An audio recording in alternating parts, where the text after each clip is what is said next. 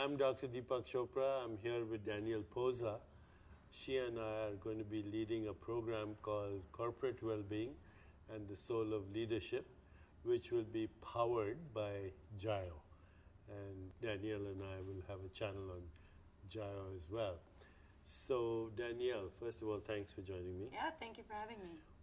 What is the program about? Like you said, it's called Corporate Wellbeing and Soul of Leadership. And first of all, those two topics are really important to integrate. So the intention of the course is that we help bring well-being practices into companies and that we are utilizing organizations for the power that they have to change the lives of their people. So in the course that we're doing in the public together, yeah, we're focusing on CEOs. Yeah. Why CEOs? So the role of the CEO is really important, and I think it's been missing from a lot of the conversation about well-being in organizations. So as you know, through the power of a leader is very, very prominent, and sometimes it's affecting people. A leader's affecting people even just by means of the way that they're being, not even necessarily by what they're doing. And a CEO, if a CEO is not behind a well-being program, the employees don't buy into it. They don't feel like it is that the company really, really cares. And so the CEO has to be somebody who's promoting it, but even more than that, who's actually living it, who's living various well-being practices. And it's also important to realize that it doesn't just mean wellness. It doesn't just mean that he jogs in the morning or she jogs in the morning. That brings me to an important point that you make. What's the difference between wellness and well-being? When we say the word well-being, we mean quality of life. It's really synonymous with that.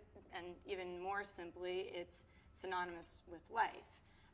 So when we're talking about impacting the well-being of an organization, we just mean we're impacting the lives of the people within that organization. So you get this. This is really important. Being is synonymous with life. Being is fundamentally who you are. So when we say corporate well-being, we're talking about changing the life of the corporation, which means employees, ultimately customers, investors, and leaders. They're on in a different state of being. Right. Wellness is what we understand, exercise and go to the gym. Yes. And all that, which is part of well-being, by the way. Right, it is. Physical well-being is definitely an important component, but the reason why, we want to be really, stress this point a lot is because all of the other facets of well-being don't get talked about enough, and they impact physical well-being. So, for example, when people have a sense of meaning and purpose in their life, it gives them a reason to wake up in the morning. And then when you have a reason to wake up in the morning, you'll go to the gym, right? Or your social dynamics and your relationships and the network of people around you, if you don't know how to improve that network of people or build good relationships with your spouse and the people around you, most likely that's also going to influence your ability to take care of your health. So talk to our audience about the different facets of well-being. Well, we a lot of times use a structure that was created by Gallup because it's the most prominent and most thorough study done around the world on quality of life and what it means to live a thriving life. So according to Gallup and Healthways, the key components are 1, your career or your purpose in life. What is it that you spend your time doing every single day?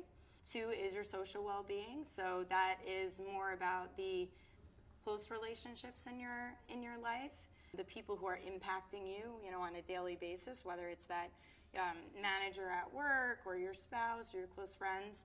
The 3rd is your financial well-being, and these are in order of importance, by the way, which is interesting. Career is 1, social is 2nd. Social is 2nd, then financial is 3rd. And your financial well-being has a little bit to do with the amount of money you make. Obviously you need to have money to take care of your basic needs, but after you're taking care of your needs, it's much more important how you spend your money. It's more about, are you spending money on experiences? Are you managing it properly so that you're not stressed out about it? If your money is on your mind, most likely, your mind isn't focused on other things. What? You can have a lot of money, but if it's on your mind, then you're poor. Right. Yeah, I love that. And then fourth is where physical comes in. And I think actually the way that Gallup defines it is really great, because they say your physical well-being is having enough energy to do what you want to do each day. As soon as we think of physical well-being, we think it Blood means pressure. Yeah, your blood pressure. Cholesterol. Yeah, we should lose weight, and there's a lot of shoulds involved with physical well-being, rather than it be the energy that you have, because you need to have energy to do what you want to do and live the life that you want. A lot of energy presumably means that your biology is good enough for that. Okay, so that's four. That's the fourth. And the fifth? The fifth is community well-being. So your community well-being has to do with your relationships that extend beyond your social, beyond that inner circle. So it's your involvement in your community, and it's not just your involvement, but how you're involved. So it's really important to be involved in things that really hit home on what your core passions are, your core interests. So being engaged in the community in some way, whether that means networking events, but also means how you volunteer your time.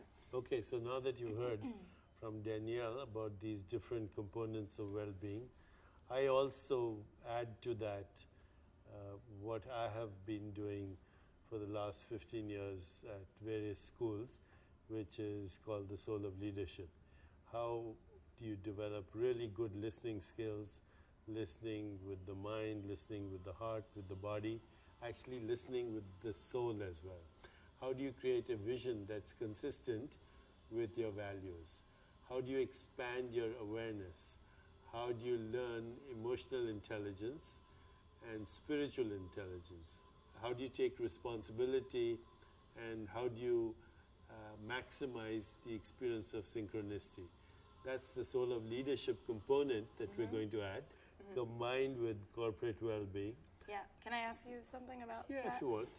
Why do you feel like leading from the soul or listening from the soul is especially important now? And what are some of the components of what you've called your soul profile? What are some of the questions that a leader should be asking? Yeah, because if you're coming from the mind always, the logical mind, then you're always thinking about, am I right, am I wrong, who's winning, who's losing, will I be successful? The mind is always fear-based, whereas the soul is a deeper level of consciousness that reflects your core values. Who do you think your real identity is? What do you really want? Some of the things you talk about. What's your life purpose? What kind of relationships do you want, personal and professionals?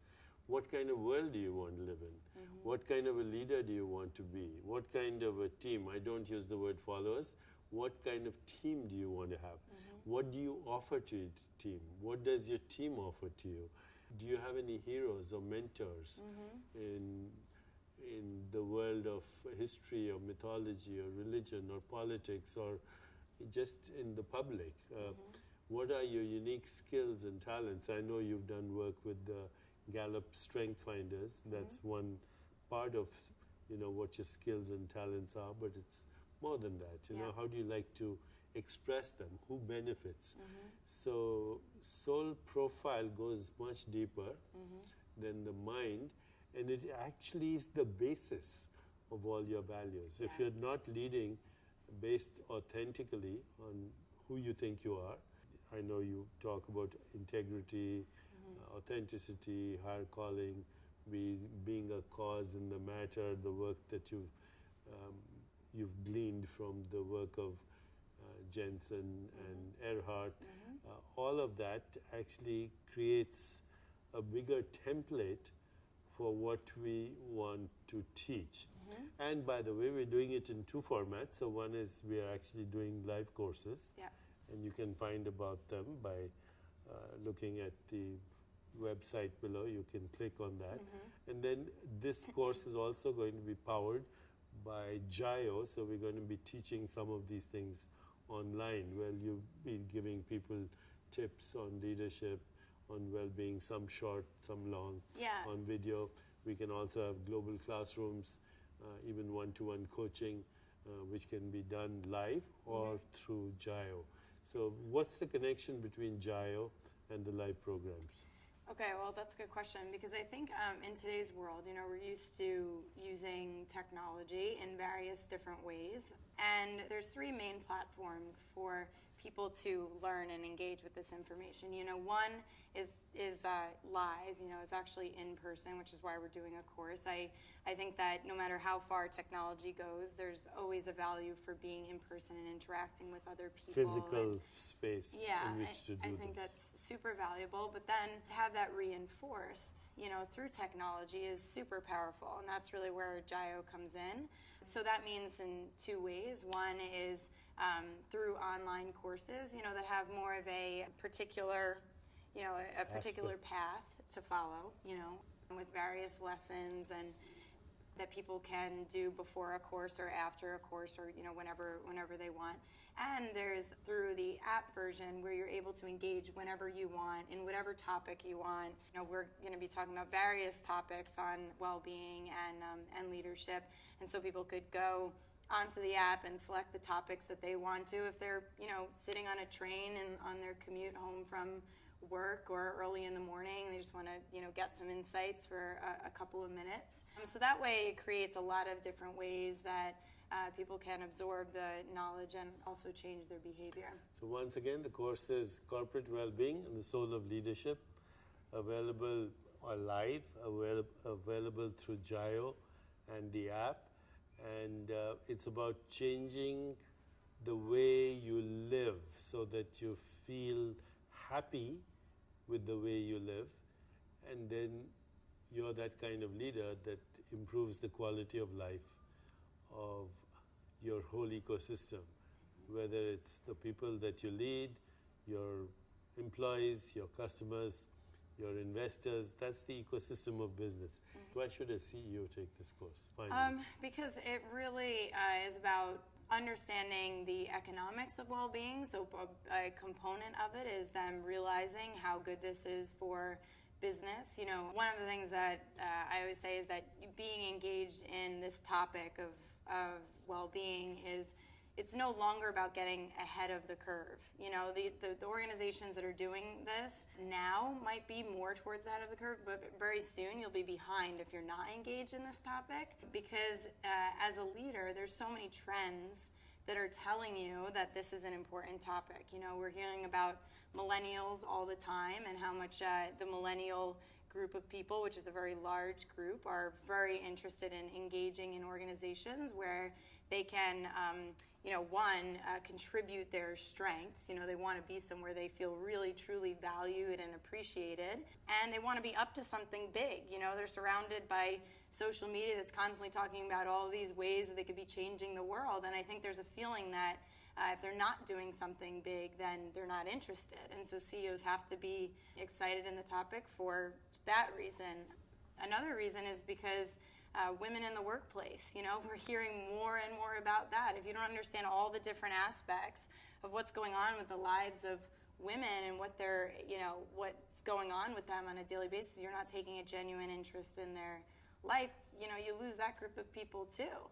And then in general, from a reputational standpoint, even if you don't really care about your people that much and you care about the reputation of your company, if you don't have an interest in the lives of every single person of that organization, no matter where they are, no matter what level they are in the organization, there could be somebody that gets annoyed at the way you're running your company. There could be a customer that's really, upset with the service or the lack of service that you provide or the lack of integrity in your products. And then as a result, they post something, online, and we know that one post can make a huge difference. We've seen companies learn the hard way. So once again, the course is called Corporate Wellbeing and the Soul of Leadership. And if we haven't piqued your interest by now, then you've been asleep. Right? Yes, agreed. Totally agree. Thank you.